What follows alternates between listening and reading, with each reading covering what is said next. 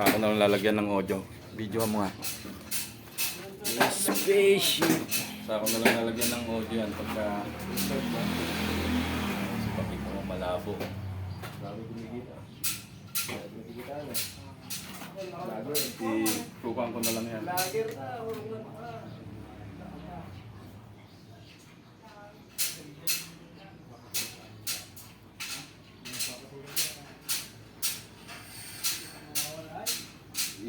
Tutok mo nga yung kanyang ano yan, yung linaw na siya.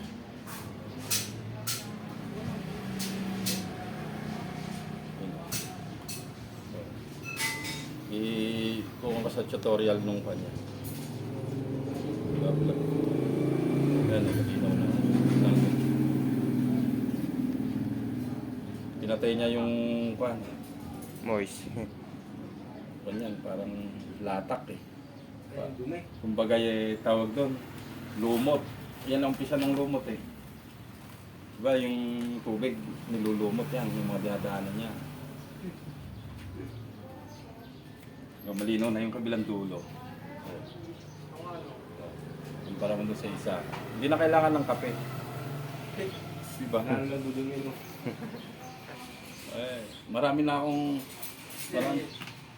Marami na akong mga nakasama talagang ngayon ko lang na-discover ito dahil yung gasolina doon sa may tangke doon kinuha ko, pumutol ako dito, luminaw, ayos ah.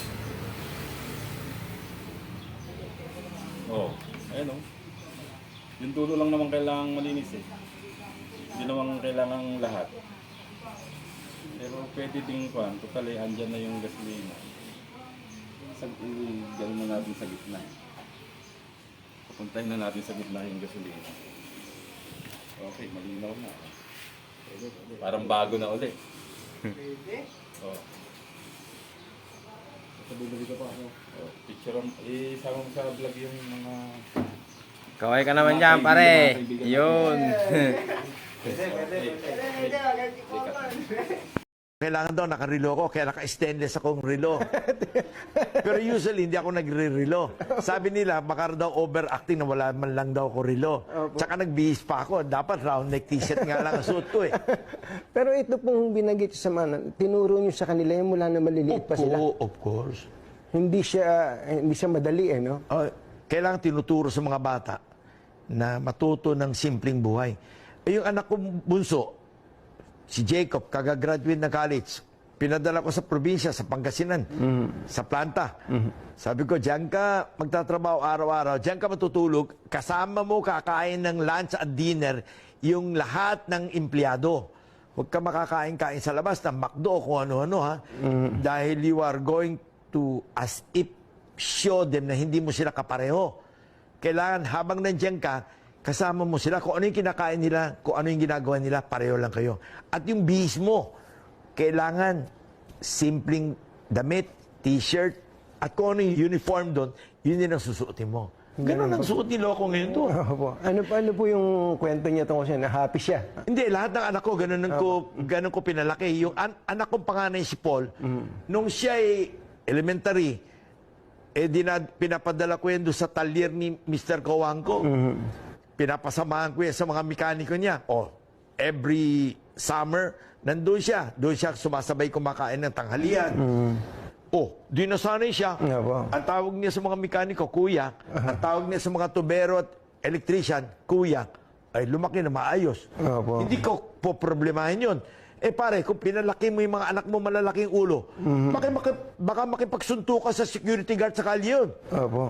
Pero pag pinalaki mo ng simpleng tao, ay, pare, hahaba na buhay nun. Ibig sabihin nun, lumaki yun ng simpleng tao. At kailangan yung kumain kung ano yung kinakain ng mga tao. Ano po pakiramdam nyo na yung mga anak ninyo ganun makitungo sa kapwa? Hindi sila lalaki ng ganun. Kailangan tayo magsabi sa kanila, ganun lang kayo. So mula pa sa pagkabata, mabuti maunawaan to, lalo na ng mga bagong magulang pa lang, ano po, na habang maliliit pa yung mga anak, imulat na dun sa ganong klase ng mindset. At huwag niyo bibigyan ng malaking baon. Huwag niyo rin bibigyan ng baon. Kailangan magdala sila ng pagkain. Yun ang baon nila sa eskwela. Huwag yung pupunta sa eskwela at kung ano-ano binibili. Pinalaki ko sila na mayroon silang laging baon papuntang eskwela. Yun ang kakainin nila. At wala silang bibiling kung ano-anong kalokohan na burloloy. Para mas matuto. Opo. Otherwise, pare, later on, hindi mo na makakausap yun. Mas mayabang pa kaysa atin yun. Opo. So, at matututo rin silang ma-appreciate yung mga maliliit na bagay po, no? Lahat ng anak ko, ang tawag sa katulong namin sa bahay, ate. Ang tawag sa lahat ng kasama namin sa bahay, driver or mekaniko, kuya. That's how I brought them up. Opo. Ang sarap sa pakiramdam nun bilang magulang, ano? Minsan may ang suot yung sombrero, Petron. Minsan ay parang San Miguel. Kung ano-ano lang. Opo eh. Kasi alam mo naman ako, hindi ako maarting tao. Eh kung minsan, pagbaba ng kotse, kung ano nadampot, susuting ko. Eh, may pupuntan. Eh, walang nadalang sombrero. Eh, kung ano makuha, yun na lang. Opo. Napaka-simple nyo. Ito yung pupunta po ako dito. Well, ngayon, buti nga ngayon, parang medyo maganda-ganda yung chinelas. Yung nakaraan, pantulog pa yata yung chinelas na Hindi naman. suot nyo rito. Kwento ko sa iyo. Opo. Alam mo, pag tumatanda ka, huwag ka nagsasapatos na masikip. Pag tumatanda ka, nasa bahay ka o nasa opisina ka, mag-sandals ka lang. Ito, sandals to. Opo. Yung sandals, nakakagalaw yung dugo mo mabuti. Kaya you feel very comfortable. Eh, alam mo, sa opisina, minsan 12 hours tayo rito. Eh, kung may dinner nga, abutin ka pa ng 16 hours. Eh, kung nakasapatos ka, masisikip na leather, para lang gwapo ka, ay wala na, hindi ka na makahinga. So, komportable kayo dito Komportable. sa... Kaya, Opo. nakakagalaw ako, nakaka-stay ako ng matagal sa trabaho, kasi I feel comfortable in what I wear. Yan. Sa pormahan din po, ano, pasensya, yun yung una kong tinatanong. Ano. Sabi nila, bilyonaryo, pang ilan sa pinakamayamang Pilipino, sabi ng Forbes magazine, pang ilan po kayo. Pero ang pormahan nyo, palagay ko, minsan pagka medyo nabihisan ako ng misis, mas mahal pa yung suot ko kaysa sa inyo. Eh. Bakit po ba ganun ang style ninyo? Okay, ang buhay natin dapat, huwag natin isipin yung pera-pera kung magkano pera mo. Ang kailangan natin maalala, gano'ng karaming tao matutulungan natin. At kung paano gumaang ang buhay ng mga taong makakasama natin. Eh yung pera, measurement yun, para sa akin, hindi yun ang measurement ng success in life eh. Ang success in life, measurement is, oh, ang saya mo kasi, ako, natulungan ko yung mga kaibigan niya, nagkatrabaho na mabuti. Oh, yung mga batang yan, napag-aral natin. Yun ang kasiyahan ng buhay. Eh yung yaman, numbers lang yun eh. Eh meron kang 100 piso o meron kang 100,000 piso. Pare-pare na yan eh. How many times can we eat in a day? 2 times? Pwede ka ba kumain araw-araw ng baboy? Adobo? Eh maimpacho ka. Pwede ka ba kumain ng steak araw-araw? Impacho rin. Nowadays, laging iniisip ko is, we eat to live. Parang kumain ka para mabuhay ka. Huwag yun mabubuhay ka para lang kumain na masarap. Masama yun. In as much as possible, tinatry ko maging simple living lang.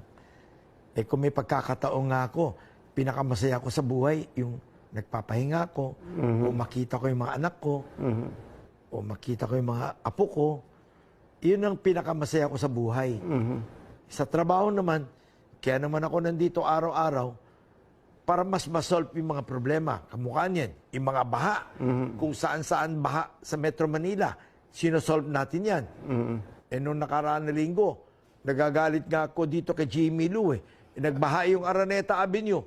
Lintik ka kako. Inalis mo na lahat ng barrages sa San Juan River. Paano nagkabaha yan? Pinuntahan nila kagad.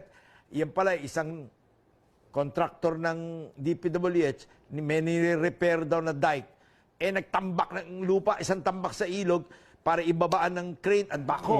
O di hindi nakadaan yung tubig, nagbaha yung Araneta Avenue. Kumbaga, we spend more time solving the problem. Kamukha niyan. A few weeks ago, nagbaha yung South Luzon Expressway na Bikutan. Eh yan pala, may mga construction activities doon na naglilinis ng konkreto, kung ano-ano. Nanigas ngayon yung mga drainage, nagbara. Galit na galit yung mga taong bayan. akala tatanga-tanga daw tayo mag-operate ng tollway. Wala naman tayong kinalaman nun. Local roads yun eh. Pero nevertheless, instead of pointing finger or blaming each other, kinat natin yung drainage. Pinalitan ng bagong drainage. 550 meters. Wala na ba?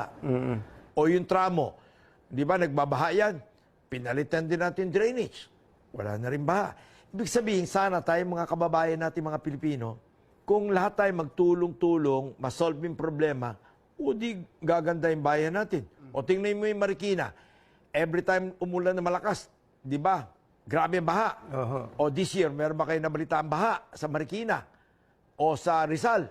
Kasi naalis natin yung bara sa Pasig River, especially sa Napindan Channel. Yun yung intersection ng Marikina River at Mangga Floodway. Nalinis natin yun. Aba, nakatulong ng gusto yun. Pero yung parang napansin ko sa inyo, problem solver kayo eh. No? Mula. Puntahan po natin yan mamaya dahil may mapa pa kayo dito. Mamaya puntahan po natin yan. Pero sabi nyo kanina, pinakamasaya kayo na kasama nyo yung pamilya. May oras pa ba kayo doon?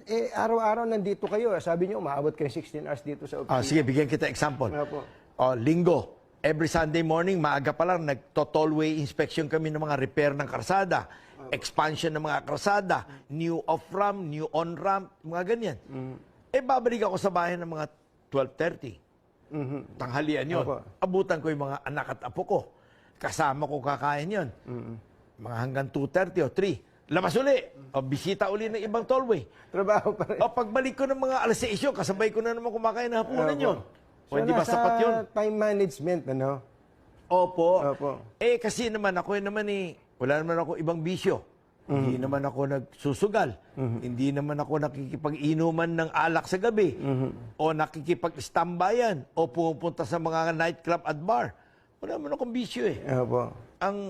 Lahat ng oras ko, ini-spend ko talaga sa trabaho lang. Opo. So yung Sunday po, kumbaga religiously ginagawa niyo po yan? Pati holiday. Sunday, holiday, whatever day, basta ako, 7 days a week may trabaho ako. Ngayon, pag namatay ako, bubuksan ko yung ataul ko, wala akong dadalhin. Ganon din yun. Kanya lang, habang buhay tayo at habang healthy pa tayo, gawin natin lahat na magagawa natin para sa pamilya natin at para sa bayan. Yun lang po. Pinangarap niyo po bang maging ganito, na una, maging mayaman? Ay, hindi pinapangarap yung magtrabaho. Basta tayo, trabaho lang na tayo ng trabaho. Kung ano mangyari, mangyari na. Kung may konting swerte, di swerte. Kung wala naman, pasensya. Nung maliit po ba kayo, naisip nyo aabutin nyo yung ganitong sitwasyon? Alam mo, yung mga nagpaplanong maging somebody o yung mga nagpaplanong parang entitled, hindi yun nila ma-achieve yun. Lahat ito na mangyayari sa iyo ay bigay lamang ng Diyos sa iyo. Bigay ng Diyos sa buhay ng tao yun. Kung ano yung kapalaran mo, yun. Ako, hindi ako nagplano ng kahit ano. Ako nung maliit ako, nag-aral ako ng ordinaryong eskwelahan, lumaki ako sa Tondo, wala naman akong planong kailangan magkakotse na maganda o kumain ng kung ano. Wala po akong ganung plano. Araw-araw lang po trabaho. Ngayon, kung may konting swerte, sige. Kung wala, pasensya. Ano bang kinakain ko araw-araw? Kung ano yung kinakain ng empleyado ng San Miguel araw-araw? Yan ang kinakain ko. Pwede mo itanong kahit sino waiter dito. Yung kinain ko kanina, isang cup na rice, may isang soup, o hinalo ko yung sabaw doon sa kanin. Kinain ko, tapos na. O, binigyan ako kanina ni Jan, ng isang perasong bangus. Kinain ko rin yung bangus niyon. Busog na nga ako eh. Kinakantsawan na nga ako, marami na ako kumain eh. Ibig sabihin, yung pera hindi mo madadala. Kaya huwag mo jujusin ng pera.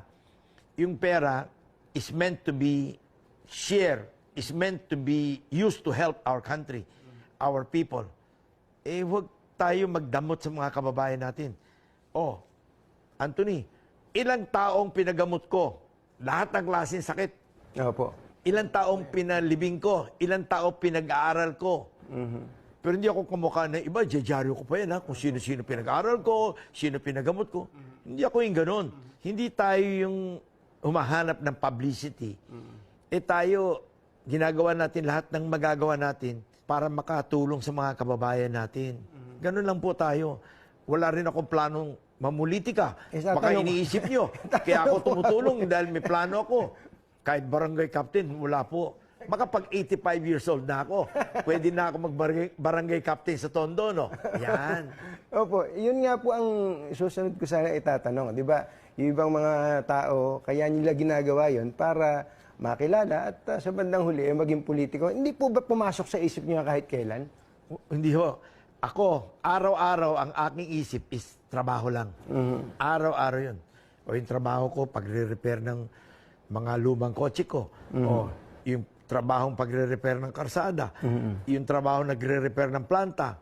O yung trabahong nagmamanage ng mga kumpanya natin. Kung ano kailangan bilhin